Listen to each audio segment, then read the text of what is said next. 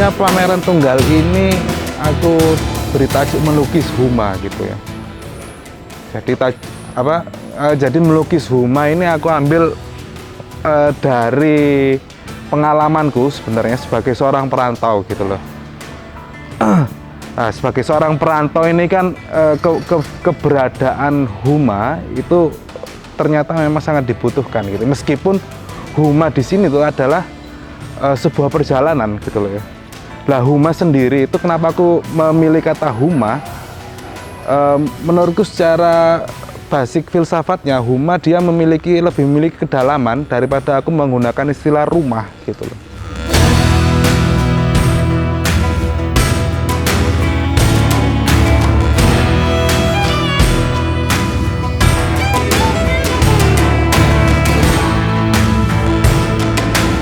Jadi di beberapa kebudayaan Huma itu bisa disebut sebagai rumah, tapi ada juga kebudayaan yang lain, misalnya kayak Sunda gitu, Huma itu sebagai sebuah ladang kehidupan untuk menanam padi gitu loh. Nah, artinya secara kontekstual Huma ini sebenarnya adalah tempat seorang untuk bertumbuh gitu loh. Jadi untuk menumbuhkan ya secara psikis, etika, segala macam itu yang membuat dia menjadi saat ini seperti itu. Kalau menurut saya nih, kenapa kok maksudnya ini kenapa saya mengiyakan ketika dia iki judulnya Humaji misalnya kayak gitu. Kenapa? Ya saya melihat apa ya, karena saya tahu prosesnya mulai dari dia pertama kali saya kenal di Surabaya, kebetulan satu kontrakan. Dia kan latar belakangnya memang jauh dari rumah, dari mulai lulus SD ya.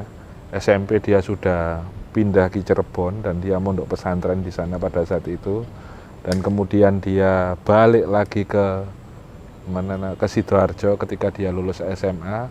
Terus dia itu tinggal di Madura.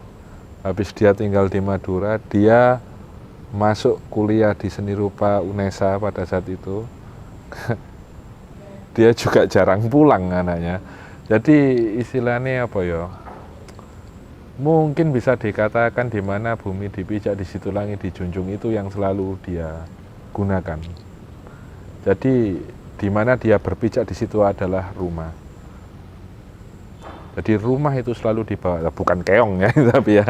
Jadi Zalfarobi bukan keong atau bekecot yang selalu membawa rumah di mana-mana. Dia selalu berusaha menemukan kenyamanan-kenyamanan, selalu mencoba menemukan filosofi-filosofi yang digali dari kesehariannya, dari hidupnya, dari lingkungan dia tinggal, seperti itu.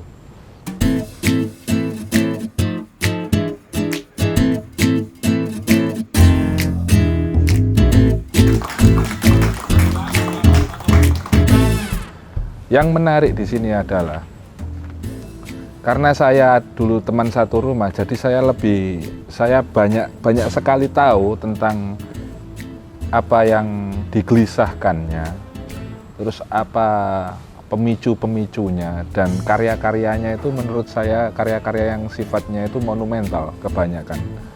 Jadi kayak misalnya dia menggunakan gagasan-gagasan di luar nalar, terutama dalam pemilihan objek visual yang digambarkan. Kalau misalnya orang cenderung membuat perpaduan warna, dalam artian di sini itu ingin mengungkapkan perasaannya ketika dia gelisah, dia marah dengan beberapa warna yang mungkin yang sangatlah keras gitu ya. Tapi dia bisa membalik itu dan dia mempunyai alasan akan hal itu. Dan menurut saya dia layaklah untuk disupport dan didukung secara penuh untuk melakukan pameran tunggal. Dan dia juga dulu sempat pameran kelompok dengan beberapa komunitas, salah satunya ya Serbuk Kayu itu, dan masih banyak komunitas-komunitas yang lain. Jadi secara rekam jejak dia menurut saya sangatlah oke lah, intinya seperti itu. Terutama perkembangan dari kurun waktu kan yang dipamerkan ini kan kurun waktunya itu sekitar tahun 2000, ada yang tahun 2020 sampai tahun 2023 ini. Jadi ada lompatan-lompatan di situ, di mana pemikirannya itu berkembang seiring dengan bacaan dan problematika dalam hidupnya, dan itu membuat gelisah dan itu bisa menjadikan sesuatu pijakan untuk berkarya. Kalau pameran seni tunggal yang jelas ini adalah sebuah portofolio, seperti halnya seorang musisi yang konser tunggal seperti itu. Jadi memang setiap pengkarya di sini, kalau kita pameran bersama, kita tidak akan bisa mengeluarkan apa yang kita rasakan semuanya.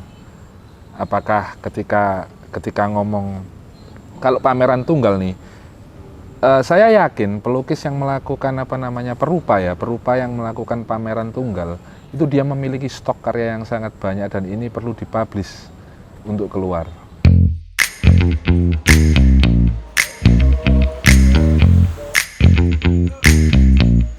Sebenarnya pengalaman apa secara spesifik sih, ya mungkin perjalanan itu ya, dinamika perjalanan itu. Karena secara saya sendiri, saya hidup di Sidoarjo ini, maksud di tempat saya lahir dan orang tua saya tinggal itu ya hanya sebatas sampai SD aja gitu. SMP dan SMA saya di sekolah di Indramayu kan, ikut pesantren gitu. Nah, memasuki pesantren ini kan kita bertemu dengan berbagai macam entitas gitu, berbagai macam etnik dan segala macam kesadaran gitu ya, kesadaran kan berbeda-beda ini loh. Ada yang dari Sulawesi, ada yang dari mana. Nah, pertemuan-pertemuan ini itu yang menurutku menjadi menarik gitu loh. Artinya ketika saya selepas dari pesantren itu, ketika menghadapi pergaulan-pergaulan itu, ya nggak ada shock culture gitu loh. Jadi oh ya wes seperti ini. Menariknya lagi, jadi setelah di pesantren ini, ketika saya kuliah ini, saya bergaul dengan dunia subculture gitu loh. Dan subculture ini saya ambil yang paling ekstrim ya. Saya bergaul dengan teman-teman street punk gitu loh kan, anak-anak punk jalan dan segala macam. Ini kan secara kultur kan sangat berbeda sekali. Ya, semula saya bergaul di wilayah religi, ini bertemu dengan ini. Nah, ketika masuk kampus, nah ini bersinggungan dengan dunia filsafat gitu ya. Nah, artinya komponen-komponen ini yang menurutku sebuah peristiwa yang apa ya istilahnya, yang unik gitu loh. Sebenarnya yang ingin saya sampaikan di dalam peristiwa ini kan sebenarnya apa ya istilahnya ya. Saya hanya menyampaikan tentang ini aja sih, tentang pengalaman aja ya, pengalaman. Artinya dalam hal ini sebenarnya bukan pengalaman secara verbal saya bercerita saya kecil ini, enggak, tapi ini sebuah akumulasi gitu loh, yang saya kemas dalam bentuk estetik gitu loh ya. Maksudnya estetik di sini yang saya tekankan adalah sebuah kesaksian gitu loh. Nah, kesaksian yang dalam hal ini adalah tentang artistik gitu loh. Nah, jadi saya berbagi tentang pengalaman artistik saya kepada khalayak umum gitu loh. Sebenarnya secara bahasanya seperti itu sih gitu loh. Jadi memang dalam pameran ini saya tidak sedang bertutur gitu loh, tapi saya sedang hanya berbagi aja gitu loh. Sampai dengan saat ini yang saya kerjakan dan yang saya saksikan adalah ini gitu loh. Jadi dalam pameran ini mungkin karya yang lama itu sekitar tahun 2016-an mungkin ya. Artinya saya memilih karya-karya lama itu yang bertahan. Oh ini sepertinya ya itu saya pamerkan. Jadi sekitar berapa tahun berarti ya? 16, 17, 18, 19, 20, mungkin 7 tahun mungkin. Menurut saya ini inisiatif yang bagus sekali karena di sini kita bisa melihat ragam dari pelukis-pelukis atau seniman-seniman asal Sidoarjo, seniman lokal. Jadi mudah-mudahan ini bisa menginspirasi teman-teman seniman yang ada di sini lagi juga untuk berkarya dan juga untuk berpameran. Terus barangkali ada saran untuk teman-teman di Sidoarjo atau di Jawa Timur ini gimana biar sekeren musim macan gitu loh? Terus ini aja, terus berkarya, berproses, menikmati prosesnya, dan harus jaga kekompakan. Jadi karena kan namanya ekosistem seni kan sebenarnya lu masih cukup kecil, jadi perlu banget pemain-pemainnya itu saling kompak, saling terbuka, terus belajar dan ya itu menikmati prosesnya.